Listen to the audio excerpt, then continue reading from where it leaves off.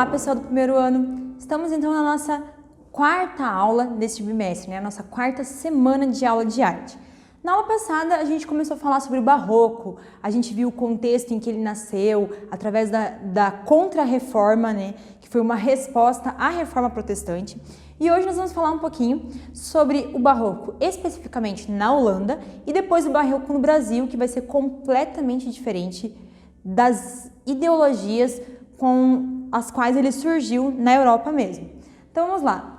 Na Holanda, o Barroco vai estar com uma ênfase muito maior na pintura do que especificamente na construção e na arquitetura das igrejas. Olha o contexto, Agora estamos falando especificamente da Holanda. Uma sociedade que estava vibrante porque tinha recém se divorciado da igreja, Todo aquele processo que a gente viu de reforma protestante e tudo mais. Então assim, eles estavam se sentindo um pouco mais livres para agir, para criar e para sonhar. Então surge dentro dessa ideia de uma sociedade que agora se sente um pouco mais livre, se sente liberta. O protestantismo vai estar em ênfase aqui na Holanda. Vai ser um momento de poderio marítimo e comércio exterior, então as pessoas começaram a enriquecer. Uma vez que a igreja já não está mais dominando tanto as coisas, as pessoas começam a andar por si só e fazer a economia andar também sem o poderio da igreja, sem que a igreja tenha que dizer sim ou não. A burguesia começa a ter a pintura como um bem de colecionador e os quadros, eles se tornam até uma moeda de troca. Então agora ter um quadro não é somente ter algo bonito, uma questão estética dentro da sua casa. Agora o valor desses quadros começa a se tornar alto, até chegar nos dias de hoje. Nós temos quadros do período que são caríssimos, que são leiloados por milhões e milhões, e alguns que nem vão para leilão, porque são peças assim de estimação e de colecionadores, ou que já estão nos museus. Começa aqui nesse momento, onde eles começam a usar os quadros até mesmo como moeda de troca. Quais são as temáticas do Barroco na Holanda? Cenas domésticas, paisagens, retratos, natureza morta e com um apelo mais realista. Percebe que o Barroco na Europa, no contexto geral, ele vai estar focado na religião ainda. Lembra qual que era a ideia principal? Trazer de volta os fiéis para dentro da igreja, voltar os olhos dos fiéis novamente para a igreja. Na Holanda, ele vai mudar um pouquinho, por quê? Porque o protestantismo está muito forte, então as pessoas começam a lidar com o Barroco de uma forma diferente. Então, o contexto religioso aqui vai ser bem fraco na Holanda. As influências, Os artistas vão ser influenciados por Caravaggio, que foi até a pesquisa que vocês fizeram para a aula passada, e os destaques aqui vão ser o Frans Hals, o Johannes Vermeer e o Rembrandt, que vai ser o principal artista do Barroco holandês. Aqui a gente tem uma imagem do Rembrandt, Essa imagem ainda ela tem uma ideia religiosa, porque é a imagem do retorno do filho pródigo, mas não vai ser um tema recorrente no Barroco na Holanda. E aqui a gente tem um quadro do Johannes Vermeer, que é a Moça do Brinco de Pérolas. Tem até um filme com esse nome que conta a história dessa moça, Claro, gente, que a história que conta no filme, ela envolve muito mais ficção do que a história real mesmo, Há boatos de que essa moça, ela era uma funcionária, do Johannes e que eles tiveram um caso e por isso que ele a retratou. Mas vão ser as temáticas que o Johannes vai usar mais comumente? As cenas cotidianas, pessoas isoladas, geralmente mulheres, por isso que a gente não tem como saber se realmente eles tiveram alguma coisa ou se era algo que ele já pintava mesmo. Abordagem realista. O que é essa abordagem realista? Ela vem com a ideia de retratar a pessoa com verdade. Não só os traços serem realistas, mas a ideia do cotidiano, daquilo que é verdade para aquela pessoa, o contexto em que ela está inserida. O uso de luz clara vai ter aquela ideia de iluminar a imagem. Lembra que a gente falou na aula passada da ideia de iluminação diagonal? Aqui na Holanda vai mudar um pouquinho. Eu vou querer colocar na minha pintura os efeitos que a luz pode provocar no objeto a ser retratado. Então, uma ideia de iluminação. E uma composição na pintura que vai ser muito atenta aos detalhes.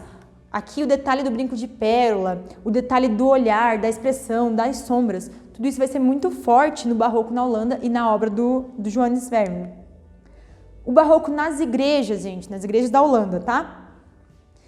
Aqui a gente não vai dar tanta ênfase no ouro, no luxo, naquilo que a gente viu na Europa como um todo. Na Holanda, especificamente, a gente vai ter uma abundância de esculturas de santos e de anjos. Essa ornamentação, ela vai ser muito mais visual nas representações do que na matéria-prima, no ouro e no luxo. Pinturas de afrescos em tetos e capelas e as figuras bíblicas. Aqui a gente tem exemplo de 2 igrejas, uma na Alemanha e uma na Itália. Então a gente vai aos pouquinhos perdendo esse foco de luxo, tá? Dessa exuberância toda que vai ter no barroco. Voltando aqui um pouquinho, passou? E a gente chega no barroco no Brasil. Gente, tudo que a gente viu de barroco até agora, quando a gente chega no Brasil, ele muda muito, principalmente o intuito, vai mudar bastante. Primeiro, acontece entre os séculos 17 e 19 e vai variar de região para região. Cada região vai ver o barroco de uma forma e vai trabalhar de acordo com o contexto. Onde que o barroco no Brasil vai ser muito forte? Minas Gerais vai ser o ponto principal do barroco. Até hoje, existem várias excursões que fazem para Minas e vão para Ouro Preto e outras cidades para ver, geralmente são excursões artísticas, culturais, para ver as artes do período do barroco, porque lá vai ser um polo mesmo do barroco.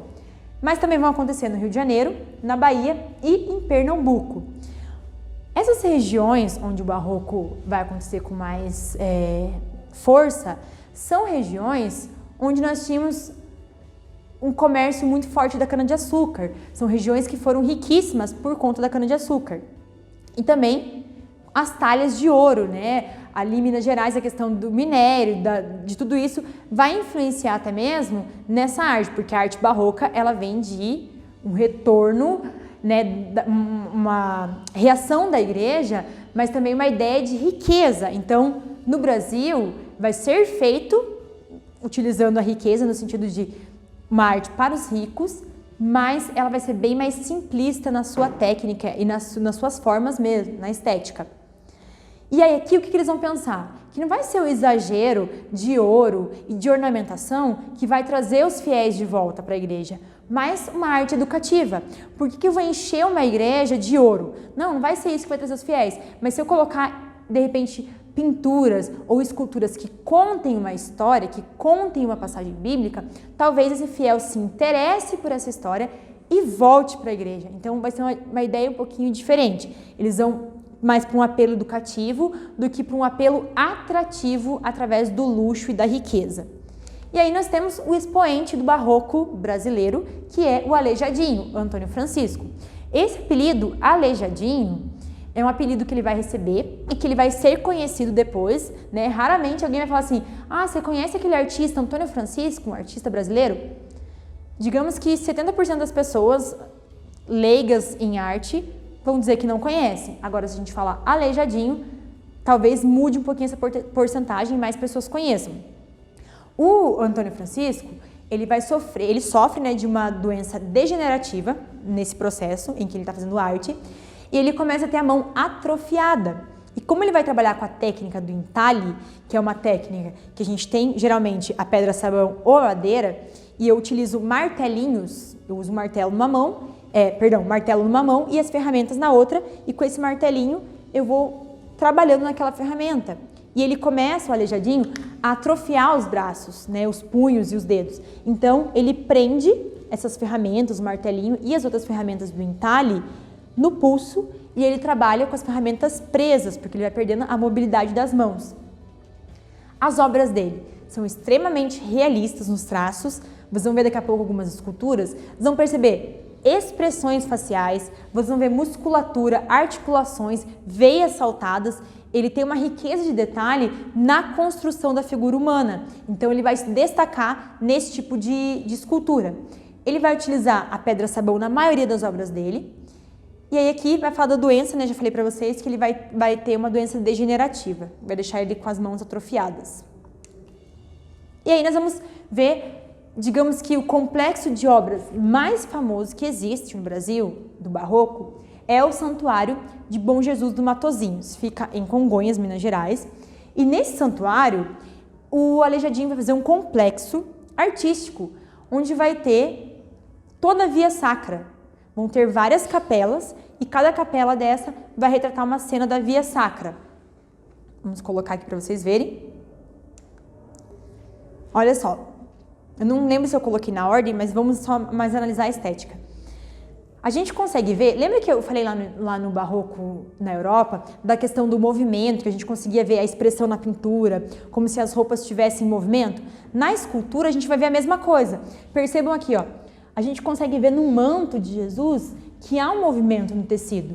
A gente vê as expressões, a gente vê nos soldados também a musculatura saltada, as veias, as articulações. O Aleijadinho, nas suas esculturas, ele vai trazer muita verdade nisso, na expressividade corporal e não só na expressão facial, mas na expressão corporal também dos personagens que ele retrata. Aqui nós temos mais um exemplo dos soldados, no momento que eles vão debochar de Jesus, após colocar a coroa de espinhos. Desse lado aqui, né? Tem duas cenas separadas, aqui eles estão açoitando Jesus. Jesus carregando a cruz. Isso foi um complexo que ele fez lá no santuário. Então, assim, tem toda a Via Sacra, são várias capelas que vão retratando as cenas. E tudo foi Aleijadinho que fez. Mesmo com toda a sua dificuldade, a sua doença degenerativa, ele conseguiu esculpir, fazer o entalhe dessas esculturas. E aí a gente tem também no Brasil, o Aleijadinho vai ficar na parte de esculturas. E a gente tem o Manuel da Costa Ataíde, que é conhecido como Mestre Ataíde, que vai ser responsável e vai ser um ícone nas pinturas no Barroco brasileiro. E ele vai pintar as igrejas, né? Esse aqui é o teto da igreja de São Francisco de Assis, que ele vai retratar. A ideia das pinturas no Barroco brasileiro vão ser com os afrescos. Lembra da técnica que a prof falou do afresco? Camada de gesso ou de argamassa úmida. Eu pinto nessa camada de massa úmida e quando essa massa seca, ela puxa a tinta. Então, sempre eu trabalho com a massa úmida. Qual que era o interesse, gente, da Igreja Católica em pintar o teto das suas catedrais, das suas igrejas? Era que os fiéis, enquanto estivessem na missa ou aguardando dentro do templo, que eles começassem a observar as pinturas, e geralmente essas pinturas no teto eram representações celestiais, né, do céu, e que eles se sentissem, primeiro, confortados e que também eles tivessem esse desejo de contemplar o céu e que fosse uma ideia que abrisse mesmo a cabeça desses fiéis para permanecer na igreja. Eu coloquei aqui, ó, que a pintura no teto era de interesse da Igreja Católica, pois fazia com que o espectador fosse conduzido à contemplação, como se o universo abrisse sobre sua cabeça. É aquela ideia de eu começo a observar o céu, eu percebo que eu quero ir para o céu e que para ir para o céu eu preciso seguir algumas coisas. E quem me diz o que eu preciso seguir? A igreja. E aí os fiéis começam a ter essa ideia de permanecer na igreja, porque eles passam muito tempo contemplando aquelas imagens, então é mais fácil até do sermão atingir a esses fiéis. Então, por isso que geralmente os tetos das igrejas barrocas eram pintados. E aí a gente encerra, né, esse conteúdo do Barroco, e para essa semana eu queria apenas que vocês fizessem uma pesquisa, já está aí para vocês no PDF, já devem ter visualizado, mas vocês vão fazer uma pesquisa sobre o Barroco no Brasil. Eu falei do Antônio Francisco, que é o Aleijadinho, e do Manuel da Costa Ataíde, que é o Mestre Ataíde. Mas eu quero que vocês pesquisem outros artistas e outras manifestações artísticas no Barroco fora de Minas Gerais. Eu falei do Rio de Janeiro, eu falei da Bahia, então você pode procurar as expressões artísticas do Barroco nesses outros estados. E se você encontrar outros artistas também. É uma pesquisa curta, de uma folha só, apenas para você aguçar um pouquinho mais a curiosidade, porque na sequência a gente já vai para a próxima linguagem artística, a gente não vai retornar para o Barroco, nós vamos provavelmente para o Rococó, então a gente precisa fechar esse conteúdo de Barroco. Então, é essa pesquisa para essa semana, ok? Até a próxima, pessoal!